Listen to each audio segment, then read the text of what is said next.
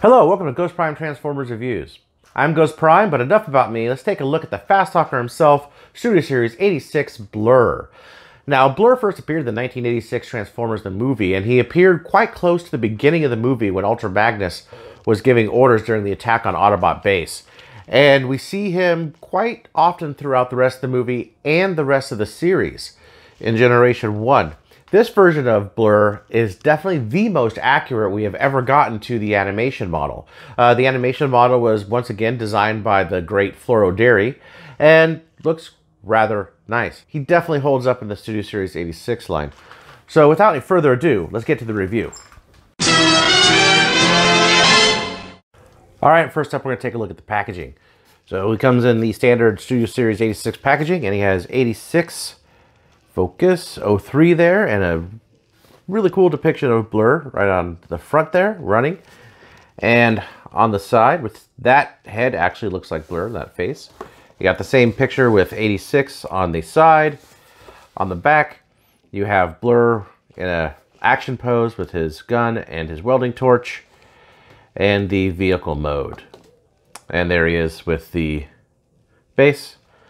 Top window, Transformers the movie logo. Bottom is not important. As with all the Studio Series, you do get the backdrop. Now this one is really nice. This is Autobot City. This is actually that image in the very beginning of the movie. I do like these, I really do. I wish I had a place to display them all. Here he is, how he looks there. Of course, you get an instruction sheet. Tells you how to transform the Blue Speedster, and small catalog with Autobot Jazz and Cup. Speaking of accessories, you do get his blaster. It is molded in a white plastic, as well as his welding torch. And of course, why would we be here if it weren't for the bot himself, Blurr? Now, he looks pretty damn good here, I think. I really think he looks great. He's got a lot of this blue paint on him, a couple different tones. He just looks very good. I definitely like what they did with him. Of course, these on the side here are pretty big. They are point of contention, but they're necessary. I don't mind them too much. In the cartoon, they did collapse much more, but it's kind of hard to do that because this is, a tangible object. The clear chest is something that's welcomed. Now, let's get in close at one of the points that I just don't like is that head sculpt. It honestly does not look correct. The chin is far too long. I wish that they did something just a little better. See if I get that in focus. Just a little better at that head sculpt. It definitely has a Dick Van Dyke look to him. I mean, it looks like Blurr, but I think it could be a little better. He does have light piping, which I don't have a light to actually bring down here to see if I could get it to work. Kind of see it there. He does have light piping. The entire back of his head is molded in clear plastic, which is sort of a weird sort of design feature. Usually just a slit. It's not too bad. It's not super noticeable or anything. However, he does look really good. If you want to get into some of the detail, you got an Autobot logo there. Detailing. The detailing's not overdone like the Siege figures. It's kind of put where it needs to be. I think. In the back, this is a slightly different color blue. He does have like a decent amount of paint on him. The same with these are painted as well. And he can, of course, hold his weapon in either hand. And he has this welding torch. You go on his hand like so. Also, if you don't want to have him holding this, I have found that so he has a little hollow bit right there. And it's not hollow here because of this piece here for transformation, but they left this hollow. And what I found is you can move his foot up like this, and you could take the nozzle, and then you could just slide that right in there. It does stay kind of loose, but if you put the foot down, you still get the motion of the ankle. but it fills in that hole, works with the same color as his boot, and cleans up real nice. So I think that is a really cool little feature that I found. So before I get into articulation and transformation, let's do some comparisons. Here he is next to his cartoon animation model. So as you can see, he looks very close to it, as he should for the Studio Series line. Definitely appreciate the detail that went into it. Here he is with Studio Series 86 Hot Rod. Here he is with Siege Ultra Magnus. You can see how they scale together. Here he is with Siege Springer. These two look good together. Here he is with the Generation 1 version of himself.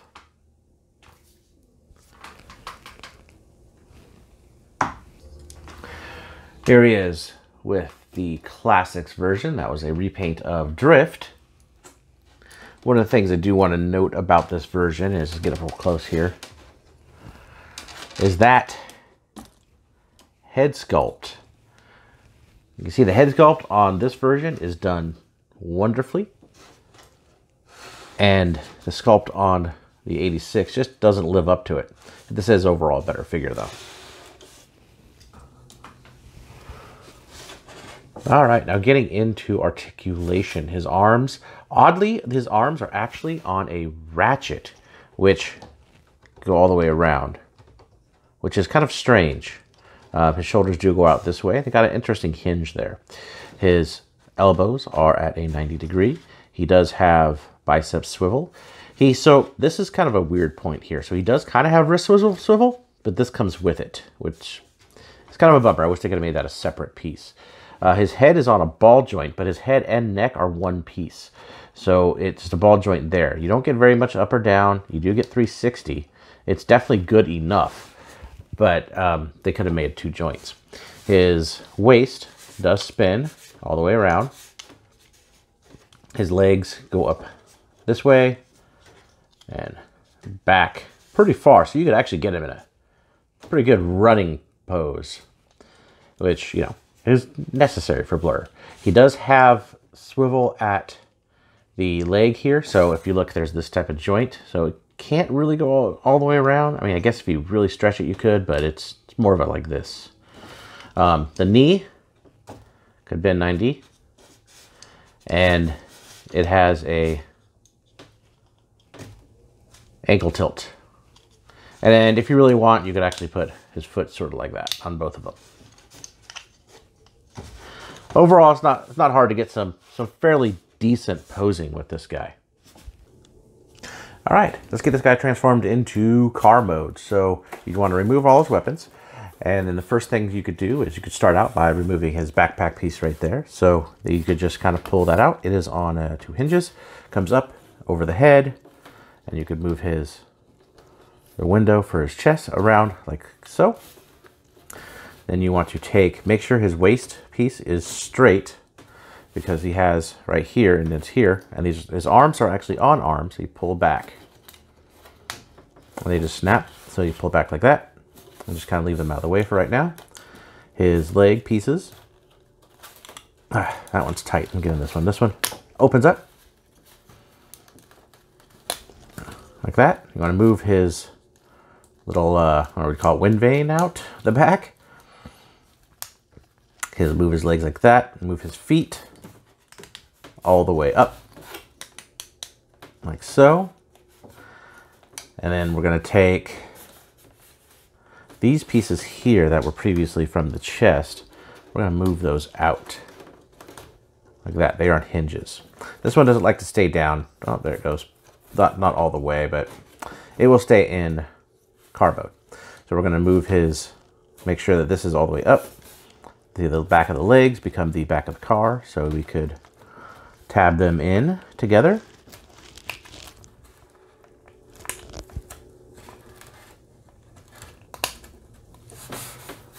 And then now that you have them tabbed in, you go all the way around, Just move these arms out of the way real quick.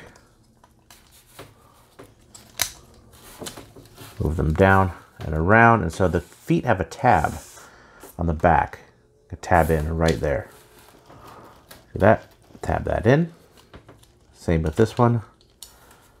Tab that around and tab it in.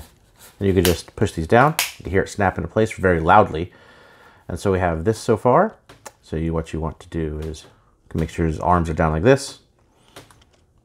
His arms rotate up this way. And then you want to cover his fist. Now this will pop up. See, like this. It'll pop up and over his fist. Like right there. And these need to be turned all the way around. So you have this. And there is a tab here that tabs into here. That's the one I was looking for. And so you just kind of make sure that's on, tabbed in, on either side, around, flip it up, over, turn the whole piece all the way 180 degrees, back, tab this piece here, into the arm, make sure it's all straight. Oh, one more thing, the seat. All right, and once that's all in together, make sure it's all tabbed. It's gonna take a minute, squeeze together, make sure it all looks good.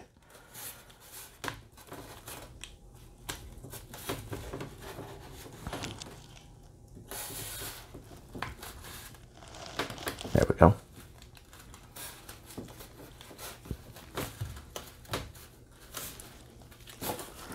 All right, now you have Blurr in his vehicle mode. And so let's take a nice close-up look at that vehicle. So it looks pretty decent. The chest has a little cockpit with might be some pseudo controls there. Nice V shape. I really like the refraction on the thick, very clear crystal-like glass on the, see if I can get there, so you kind of see it there.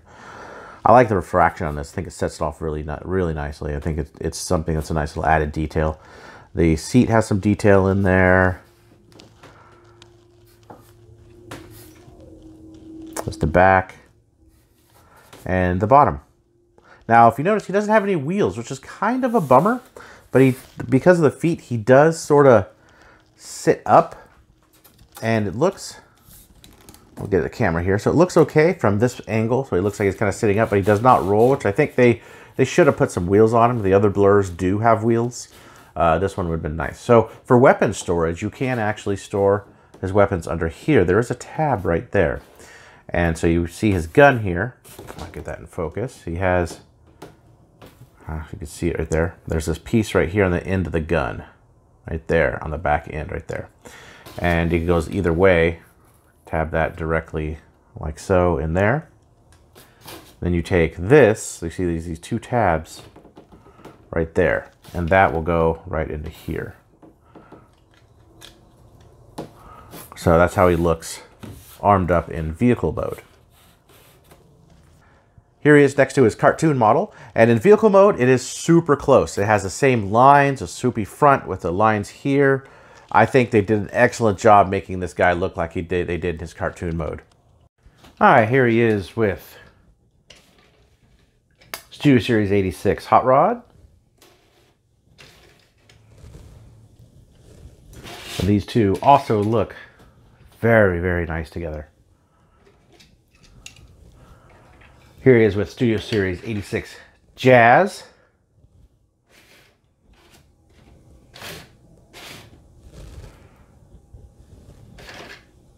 Here he is with Classics Blurr.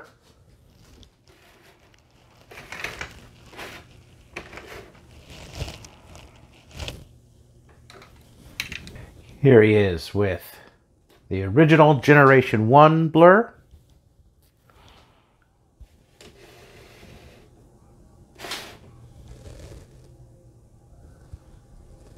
And one of the things we can see here is even this one has wheels. Overall, I do enjoy his vehicle mode. Even without the wheels, I really like it. I like that it has a little bit of height, giving him a look like he's floating. So I think that's very good. I think he'll look good in either mode, if you choose to display him in vehicle or robot. I think he is overall a very, very good figure. So in conclusion, pick this guy up if you see him in stores. He's a really decent version. It cleans up really, really nice. He's a great depiction of the character Blurr, just as the rest of the Studio Series 86 line. The guys are really killing it with these. I do wish he had a different head sculpt. It's like they got the same head sculptor that did Earthrise, Megatron, and Cup. It just doesn't look good. They seem to be hit or miss on the head sculpts. But overall, the character sculpt is very good.